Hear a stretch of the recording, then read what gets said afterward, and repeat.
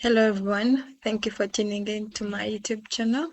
So today's video, I have 3 things I'm going to tell you about, except the ones I told you in the former video.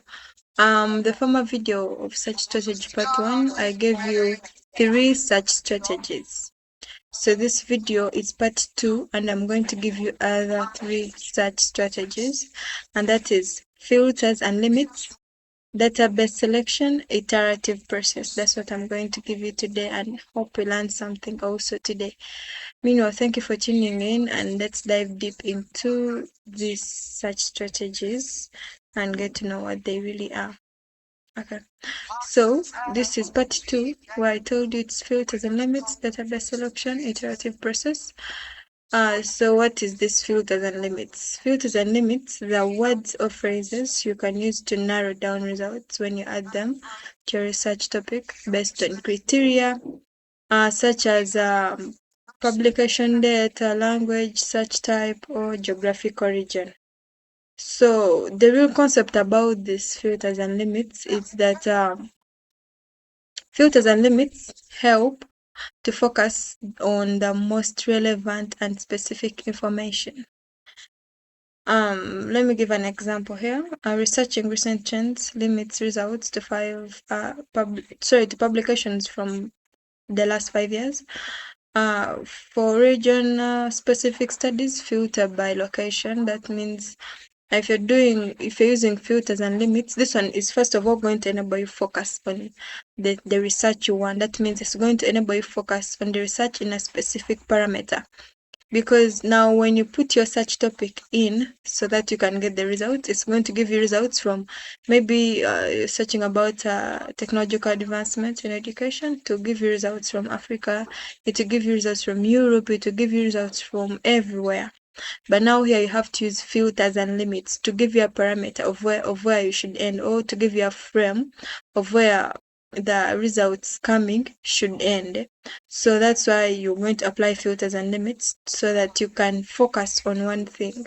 So that if you're focusing on advancement of technology and education in the world, you're going to choose to focus in Africa, you're going to choose to focus in Europe, you're going to choose to focus in Asia or any other continent. You can even do it country in terms of countries, because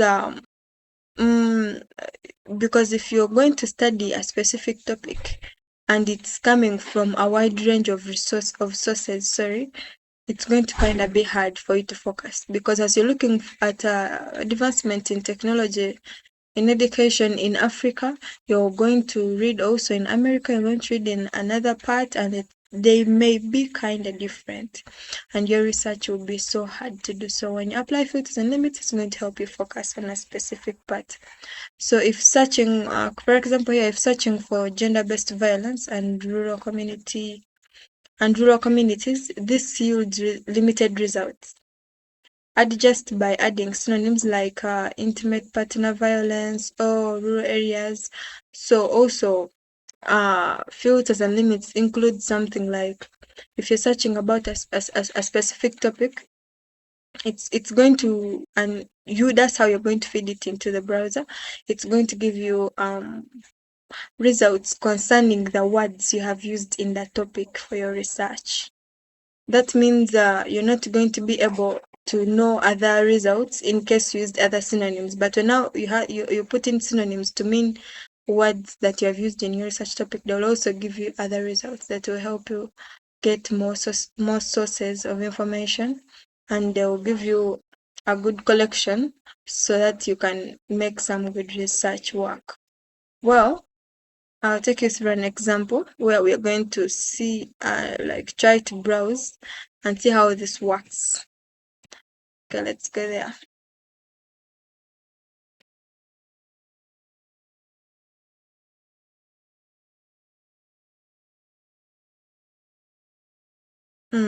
So we're going to search on gender-based violence.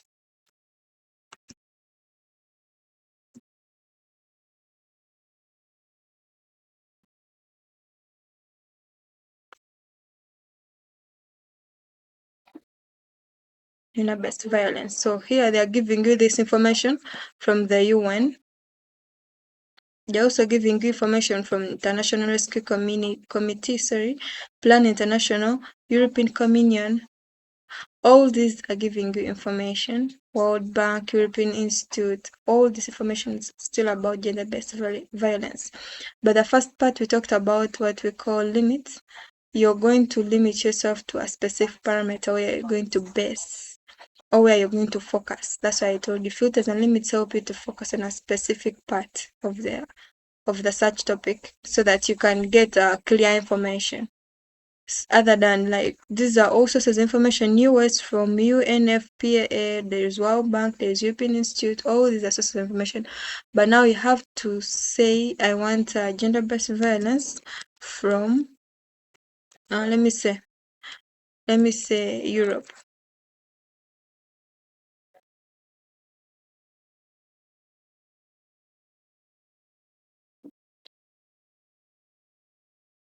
Sorry, in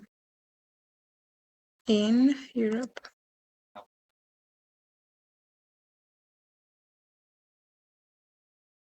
Okay, so here whatever source of information they're going to give you is going to be based on Europe.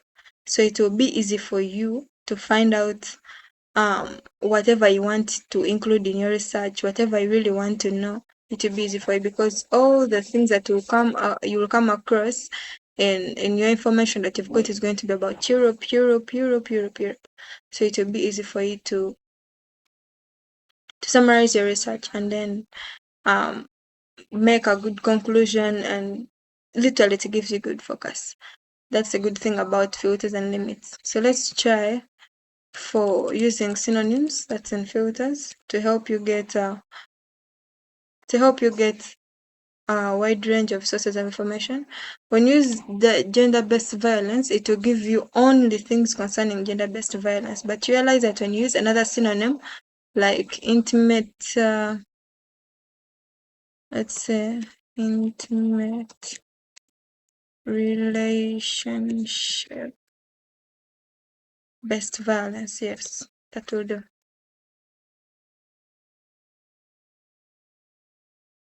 Okay, intimate partner violence. Now you're going to get other sources of information concerning violence of a person or people.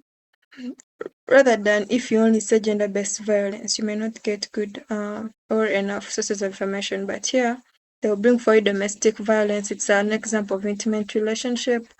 All these, they can also give you some good work to put in your search topic of gender-based violence. Yeah, that's about filters and limits. So we proceed to database selection. Database selection refers to choosing databases or information sources related or relevant to your search topic. Remember here in the first videos we did information sources, we learned about primary and secondary sources. So if you watch the first videos, they really help you in this video. So about database selection, you're going to select which source of information are you going to use.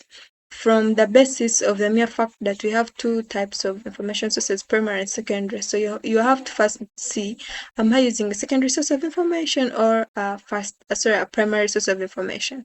That one should be at your fingertips. Then secondly, which sites are giving me the sources of information? Also, is it going to be like is it based on a specific country or continent or something like that? So whatever we are going to use for your research, be mindful of the information source. Then database selection is important because different databases specialize in specific disciplines. So selecting the right one is essential for high quality results. So that's why I'm telling you, you should be mindful of the information source you're going to use because you may have different information sources having the same title, but the content in there may not really be that necessary for your research. So be mindful of which information source you're using. So we have some of the information sources that are secure, especially if you really want to be sure of what you're researching on. Most of the sectors that we research on the different topics have specific sources of information. So you have your examples like for health related aspects. I would advise you to use information sources of PubMed, also CNOW HL, that one. Yeah, it can help you to get information that is good, especially for health sector. Then we can go to social science topics. You can get information from ProQuest. There is GSTOR, there is sociological abstracts. Those are all sources of information. So that means you have to know what you're searching about. You have to know your search topic. So your search topic will tell you where it lies. Is it in the health sector or social science, or is it in the multidisciplinary? So that you can see in which site to get from that information. Because if you just type it openly into Google, trust me, it will give you a lot of sources that are, some of them may not be secure. So for multidisciplinary research, explore Google Scholar. So for guys at campus, guys in education institutions, Google Scholar is always good to provide you the right information. It's just about, for health related issues, there is PubMed, there is CNIHL. Then for social science, we've seen ProQuest, GSTOR, then sociological abstracts. So we go to the third oh, by the way, when you want to get this information, you're just going to go and type. You're going to go to Google or any other that you have. Let me say Google Scholar. You're going to type Google Scholar.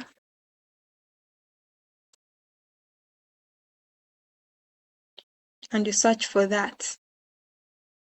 And when you search for it, it's a little bit lengthy, but when you search for it and it opens up, it will require you to sign in with your institutional email.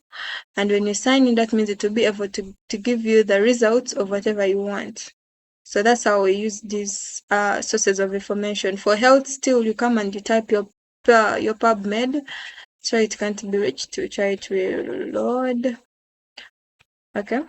So for health, you can tap PubMed. Still, you also go and type it in. It will open up, ask you for institutional email, and then to give you the results. That's how it works.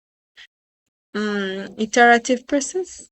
Iterative process here continuously refine and adjust your research strategy based on initial results, feedback, or insights gained during the research. Okay, here you're going to type in your search topic, and then when you get your results and read through them, you feel like something's missing. So you'll go back and adjust what you've typed in. If you've typed like climatic change, now you're going to change it to another synonym, which is maybe climatic variation, and see what it brings till you get that those results that are satisfying to you or the ones you're looking for. Yeah, that's iterative process. Also, why do we use iterative process?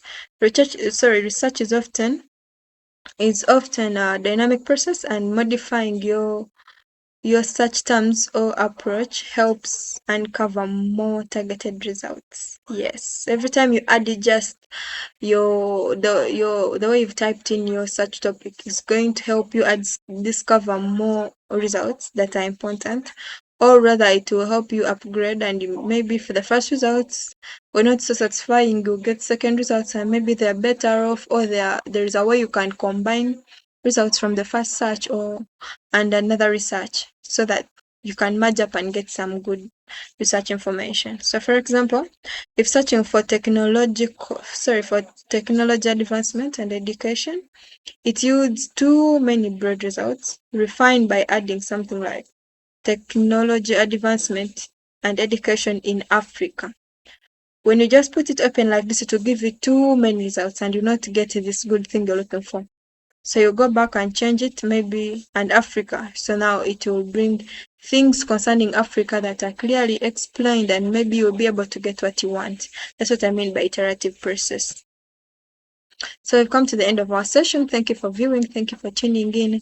Thank you for listening. I just hope that we meet in the next video, such that I give you the last part of such strategy. Endeavor to follow up, because this skill is really good. It helps to do research. Those who have followed the video, I'm sure you're really seeing how important this is. So let's catch up in the next video.